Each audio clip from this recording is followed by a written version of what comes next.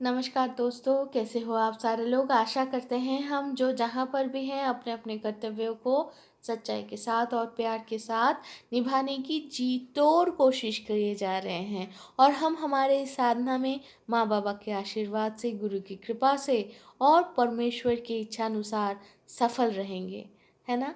तो चलिए इसी शुभकामना के साथ उपनिषद अखंड संस्करण हरफ प्रकाशनी से प्रकाशित इस किताब से हम पढ़ते हैं कठोपनिषद के अगले मंत्र का पाठ, है ना। तो ये जो उपनिषद है, ये जो किताब है, इसके अनुवाद और संपादना किए हैं अतुल चंद्र सेन, सीतानाथ तत्भूषण और महेश चंद्र घोष महाशय। तो चलिए आगे बढ़ते हैं। पहले तो मन को स्थिर करने की कोशिश करते हैं और उसके लिए हम करते हैं, चलिए शांति पाठ। ओम सह नावधतु सह नौ भुनक्तु सह वीर्यं करवावहै तेजस्वी नावधितमस्तु मा विद्विषावहै। ओम शांति शांति शांति।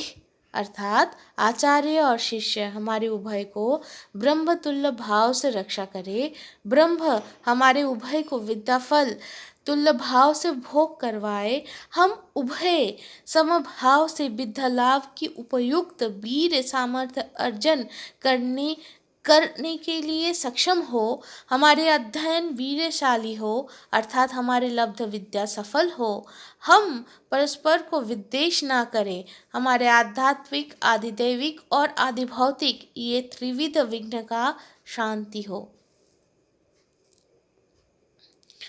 ओम शांति शांति शांति।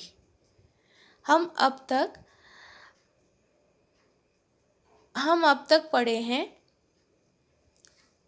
अब तक जाने हैं कि नचिकेता कौन है, कैसे उन्होंने यमराज से 3 वर में से पहले 2 वरों में अपने पिताजी के लिए, दूसरे मोक्ष प्राप्ति, दूसरे वर में उन्होंने अग्नि विद्या सीखे और तीसरे वर में जब वो आत्म तत्व लाभ करने की प्रार्थना किए तो गुरु ने बहुत सारे प्रलोभन दिखाए, जिसमें वैराज जैसे ऐसे पद का भी उन्होंने मतलब नचिकेता ने ठुकरा दिए, क्योंकि वो जान गए थे कि आत्मज्ञान लाभ, आत्मज्ञान जो है वो अमरत्व से भी परे हैं। मतलब अमरत्व नहीं, मतलब सब कुछ, बाकी सब कुछ उसके आगे बहुत ही नन्हे से है, बहुत ही तुच्छ है, नन्हा नहीं तुच्छ है।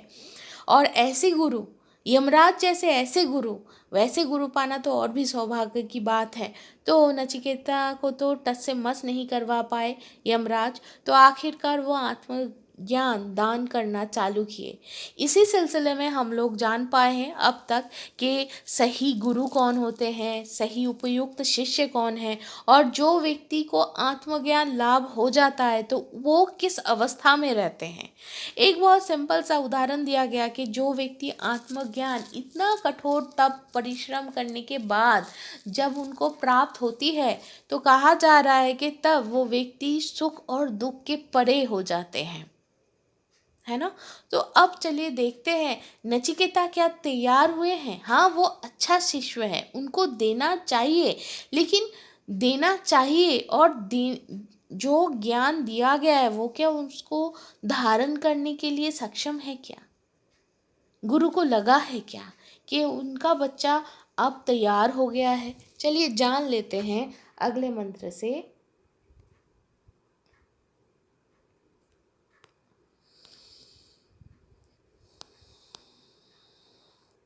एतत् श्रुत्वा सम्परिगृह्य मर्तः प्रवृज्य धर्ममणुमेतमाप्य स मोदते मोदनीयं हि लब्धा बिभृतं सद्म नचिकेतसं मन्ये।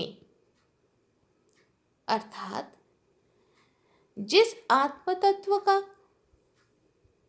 तत्व को मैं तुमको कह रहा हूँ, आचार्य के निकट वे श्रवण करके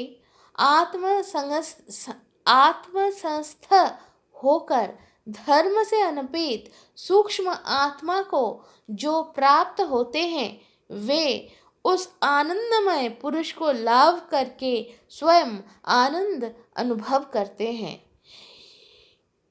ये ब्रह्म भवन नचिकेता के निकट उन्मुक्त हुआ है, अर्थात नचिकेता मोक्ष लाभ के योग्य हुए हैं। यही यमराज समझ रहे हैं, इसलिए वो कह रहे हैं कि यही मैं मानता हूँ। तो इसका व्याख्या स्वरूप ये कहा जा रहा है कि पूर्व श्लोक में कहा गया है कि आत्मज्ञ जो भी हैं वो हर्ष और शोक के अतीत होते हैं, और वर्तमान श्लोक में ये कहा जा रहा है कि सिर्फ वही नहीं, वो अक्षय विमलानंद अनुभव करते हैं। मनुष्य मरणशील है, पुनः पुनः जन्म लेते हैं और मृत्यु को प्राप्त होते हैं, यही उनकी प्रकृति है। लेकिन जब मनुष्य आचार्य के निकट परमात्मा के विषय श्रवण करते हैं और श्रवण करके वही परमात्मा को अपने आत्मा रूप ग्रहण करते हैं, और जब समस्त धर्म की प्रतिष्ठा और केंद्र स्वरूप अति सूक्ष्म आत्मा को प्राप्त होते हैं, तब वे संपन्न होते हैं और अपना महिमा उपलब्धि करके प्रवृद्ध होते हैं। परमात्मा आनंद स्वरूप ये जो आनंदमय को लाभ करके साधक खुद भी अक्षय विमलानंद अनुभव करते हैं। हम इंद्रिय और मन की क्रिया द्वारा जो सुख भोग करते हैं वो ब्रह्मानंद नहीं है। ब्रह्मानंद को उपलब्धि करने के ब्रह्मानंद में इंद्रिय की उत्तेजना व प्रतिक्रिया नहीं होता है, यह शांत और स्थिर है।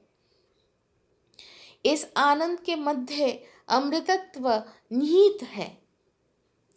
इस ब्रह्मानंद में स्थिति लाभ करना ही साधक का चरमावस्था होता है। ब्रह्म आनंदमय है, ब्रह्म को लाभ करके जीव भी आनंदमय होते हैं। यही बाकी उपनिषद में बोला गया है। जैसे बोला जा रहा है जो आनंद रूप में अमृत रूप में प्रकाश, मतलब कहा जाता है आनंद रूप में अमृत रूप में प्रकाशित होते हैं, वे रस स्वरूप हैं। ये जीव रस स्वरूप को पाकर आनंदवान होते हैं। तो जो श्लोक है वो थोड़ा सा शायद प्रोनाउंसिएशन थोड़ा गड़बड़ आ जाए। आनंद रूपम अमृतं जद्वी भाति रसो वै सह रसं हे बायं लब्धानंदी भवति तैः। हाँ सही है।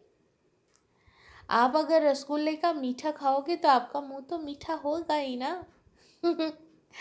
नचिकेत के जो चित्त आनंद स्वरूप अमृत स्वरूप ब्रह्म के अभिमुखी होने के कारण ही यमराज कह रहे हैं तुम्हारे लिए ब्रह्म भवन का द्वार उन्मुक्त हुआ है, अर्थात तुम ब्रह्म ज्ञान लाभ के योग्य हुए हो।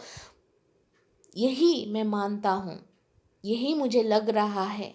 जितने दिन मनुष्य आत्मतत्व अनवगत मतलब नहीं जानता है, उतने दिन तक अपने महत्व को नहीं समझ पाता है।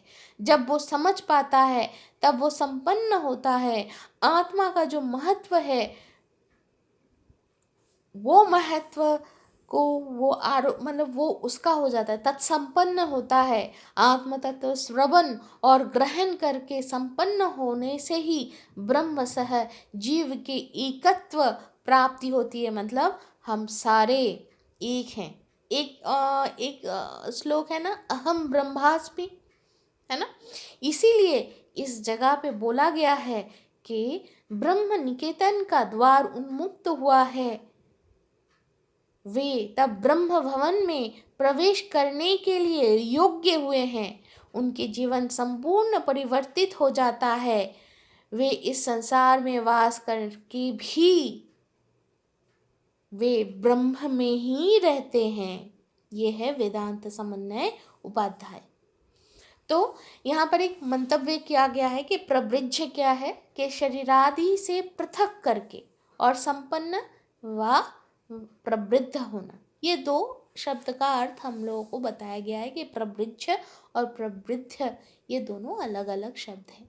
एक में शरीर से पृथक होना होता है और दूसरे में संपन्न होना होता है।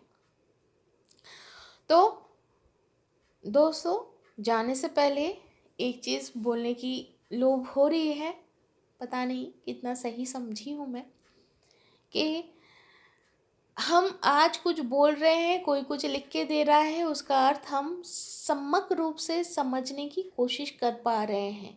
मतलब now we are at that capacity that we can understand whatever somebody is writing in our known language at least। तो यहाँ तक पहुँचने के लिए क्या क्या करना पड़ा। हमसे ज़्यादा तो हमारे माएँ पापड़ बेले हैं, है ना, कि भाई पहले तो लिखना सिखाए और उसमें भी हर एक अक्षर ज्ञान उन्होंने करवाए। फिर उन्होंने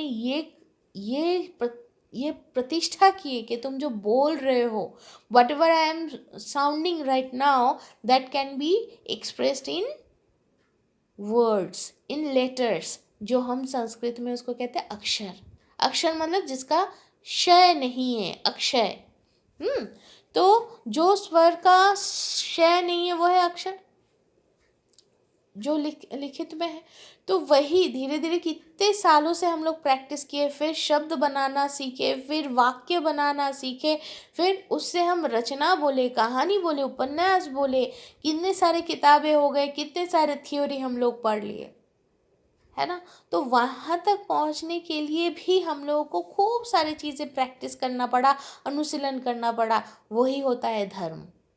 और फिर प्रैक्टिस करते करते करते करते करते जब हम लोग जान चुके हैं कि अब हमें क्या जानना है, तो जो जानना है, फिर हम जब आगे बढ़ते हैं तो एक समय आता है जब वी बिकेम, मतलब मुझे लिखना आ रहा है, शब्द गठन करना आ रहा है, वाक्य गठन करना आ रहा है, मैं लिख पा रही हूँ। अब मुझे फिजिक्स पढ़ना है ना। तो फिजिक्स पढ़ने के लिए भी एक बेस चाहिए, पहले वो हो गया। अब फिजिक्स में पढ़ना चालू कर रहा हूँ, जिस दिन पूरा समझ गई मैं, तो फिर नेक्स्ट लेवल आएगा। मतलब वो रियलाइजेशन तक आना पड़ेगा, तब जाके गुरु समझेंगे कि हाँ भैया ये बच्चा तैयार हुआ है या नहीं, और तैयारी हुई है या नहीं, इसीलिए हम परीक्षा लेते हैं, है ना। और हम बच्चों के लिए बहुत मतलब क्या बोलूँ, दिमाग तब सुन पड़ता है भाई क्या कर रहे हैं, लेकिन वो परीक्षा होता है तब जाके हम आगे बढ़ते हैं और धीरे धीरे धीरे धीरे हम आगे पहुंचते हैं। दूसरे एक उदाहरण में अगर हम बोले, धर्म क्या है, ये फूल हम चयन कर रहे हैं, ये भगवान जी के लिए, ठाकुर जी के लिए हम चंदन का लेप लगा रहे हैं, सब कुछ चल रहा है, ये सब कुछ धर्म है। कोई होम कर रहा है, कोई यज्ञ कर रहे हैं, कोई ज्ञान योग से, कोई भक्ति योग से, कोई दासानुदास रूप से, किसी तरह कोई, ये सारे धर्म हैं सही में।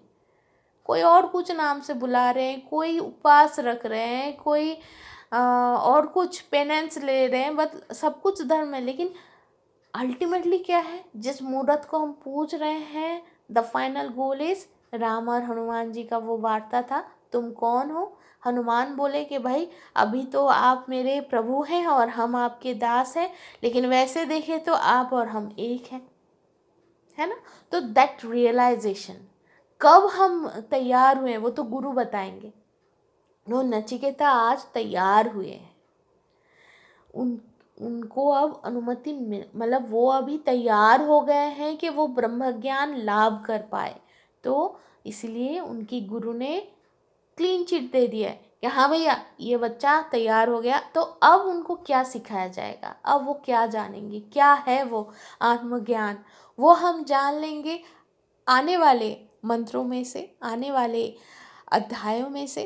तो तब तक के लिए चलिए दोस्तों, अच्छे से रहिए, हम भी अच्छे से रहने की कोशिश करेंगे, और हम सारे एक साथ कोशिश करेंगे कि अपने अपने कर्तव्यों को सच्चाई के साथ और प्यार के साथ निभाने की, है ना।